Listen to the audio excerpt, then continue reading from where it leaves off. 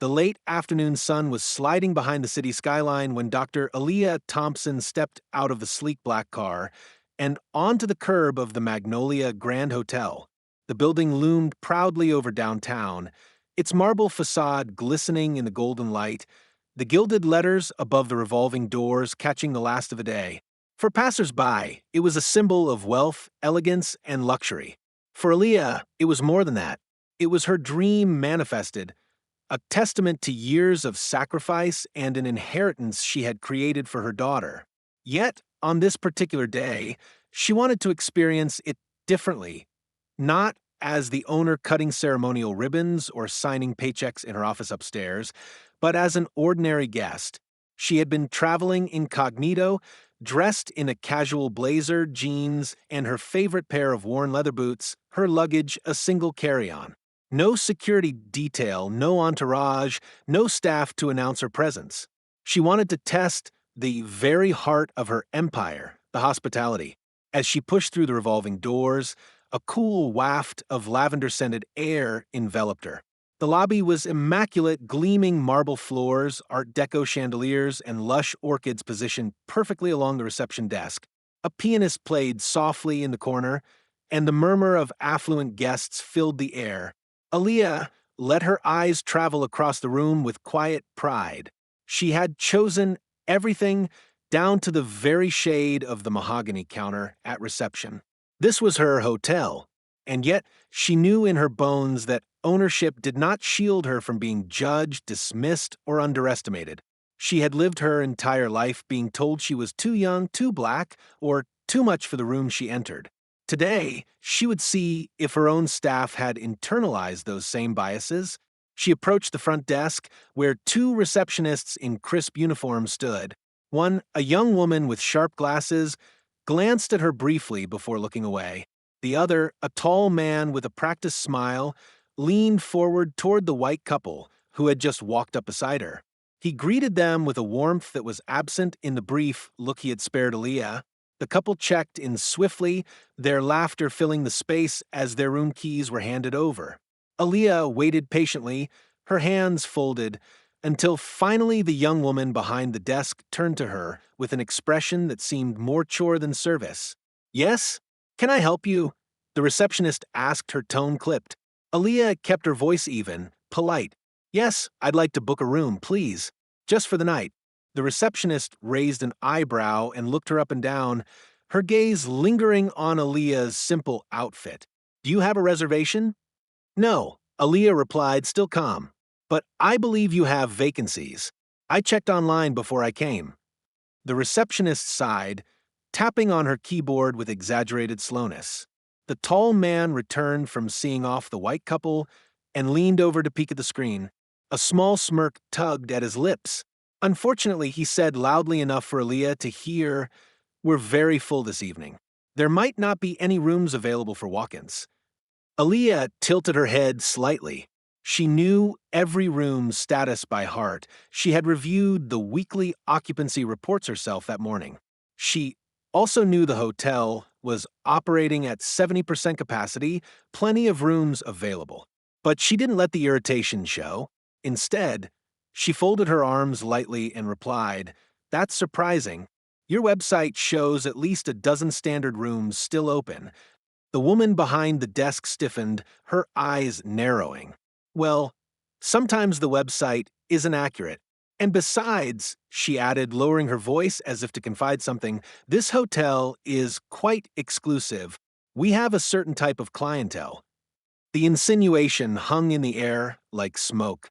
Aaliyah felt it pierce straight through her, the casual way her presence was being coded as out of place, as though her money, her achievements, and her very existence did not align with their idea of luxury. She glanced around the lobby. Men in tailored suits, women in designer dresses, the occasional family with wide-eyed children pointing at the chandelier. She knew she belonged there more than anyone else. Yet she was being told, with words dressed in politeness and eyes sharpened with prejudice, that she did not. "Is that so?" she asked softly. Her voice was measured, but her eyes met theirs with unwavering steadiness. "And what type of clientele is that?" The man shifted uncomfortably, his smirk fading into a tight line. The receptionist pursed her lips and offered no response. Instead, she tapped a few more keys and announced, "Actually, the only rooms we could possibly offer without a reservation are our penthouse suites. They're quite expensive, though."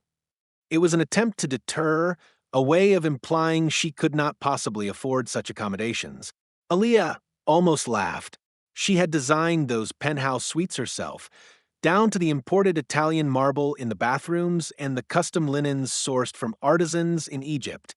She could buy every single suite 10 times over if she wished, but instead of showing the amusement bubbling beneath her skin, she simply replied, "That will do. I'll take the penthouse." The receptionist blinked, momentarily thrown. She recovered quickly, leaning back in her chair. "Payment up front. Full amount," she said, her tone carrying the same disbelief, as if Aaliyah had just claimed she owned the moon. Without breaking eye contact, Aaliyah slid her black card across the desk. The man picked it up, scrutinized it far longer than necessary, then disappeared into the back office under the pretense of verifying. The silence stretched, punctuated by the faint notes of the piano. Guests came and went, the staff smiling effortlessly at them, while Aaliyah stood waiting, calm on the outside, simmering on the inside. 9 minutes passed before the man returned, his face flushed. He placed the card on the counter without meeting her eyes. "I'm sorry," he said stiffly, "but we cannot process this payment. Perhaps you might try another hotel." The words landed heavy in the space between them.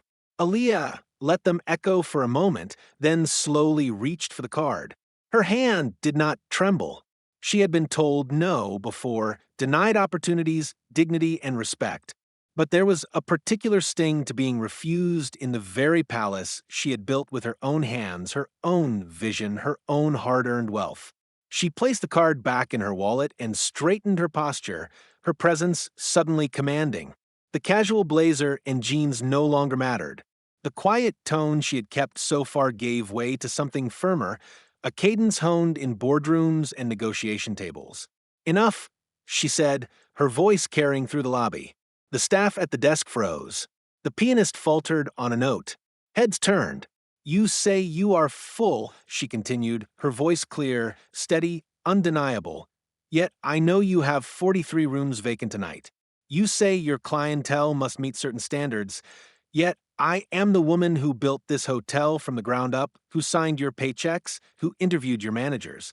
You say my card is invalid, yet it is the very account that funds this establishment. You have not only insulted me, but you have insulted the very spirit of hospitality this hotel claims to represent." The silence that followed was deafening. The receptionist's mouth opened, then closed. The tall man's face drained of color. The other guests looked between them with wide eyes, whispers beginning to ripple through the lobby. Aaliyah let the moment linger, then delivered the words that would change the course of the evening. "I am Dr. Aaliyah Thompson," she declared, her voice unwavering. "I am the sole owner of the Magnolia Grand Hotel, and what you have just done, denying me a room in my own house, will not be forgotten." The revelation struck like thunder. The staff gasped audibly, the pianist stopped playing altogether, and the entire lobby seemed to exhale in collective shock. Aaliyah stood firm, her eyes locked on the two employees whose smugness had dissolved into sheer panic.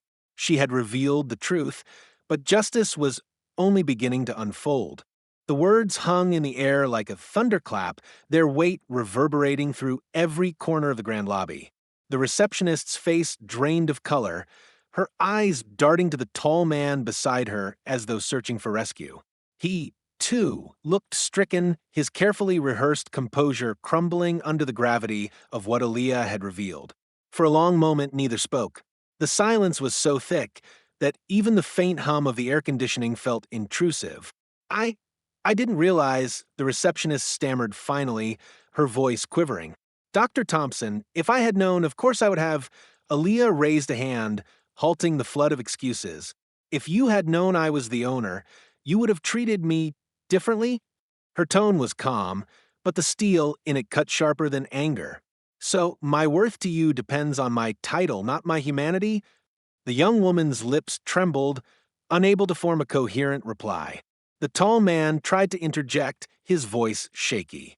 It was just a misunderstanding. No, Aaliyah interrupted, her eyes piercing through him. It was not a misunderstanding.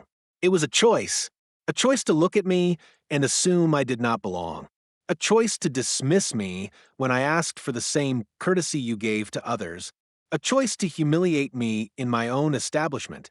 The words hit their mark. A few guests had stopped to watch openly, their eyes flicking between Aaliyah and the trembling staff.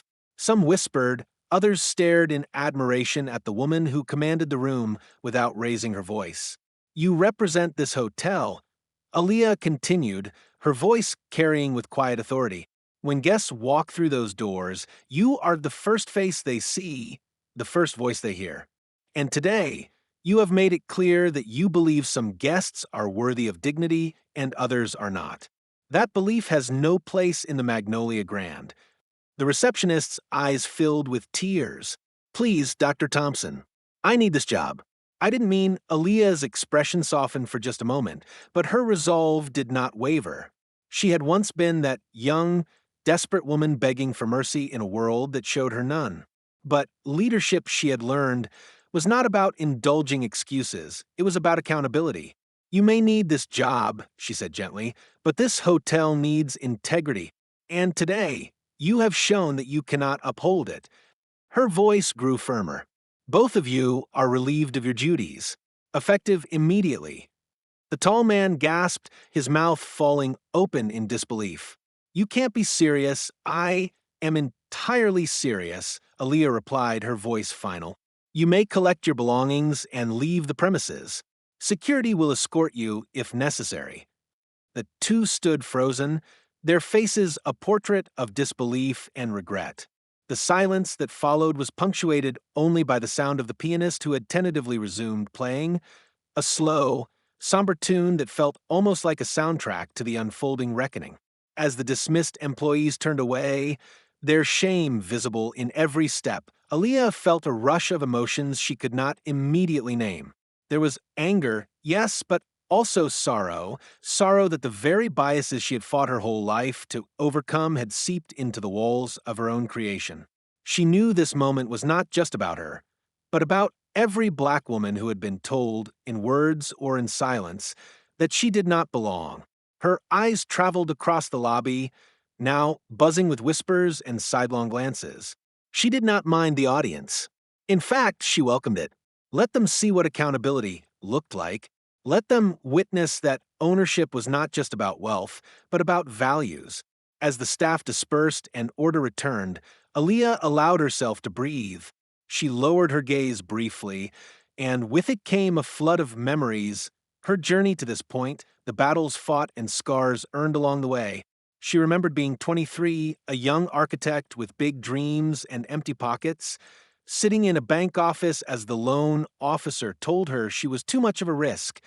She remembered nights spent sleeping in her car when rent outpaced her paycheck, whispering promises to herself that she would build a life worthy of her sacrifices.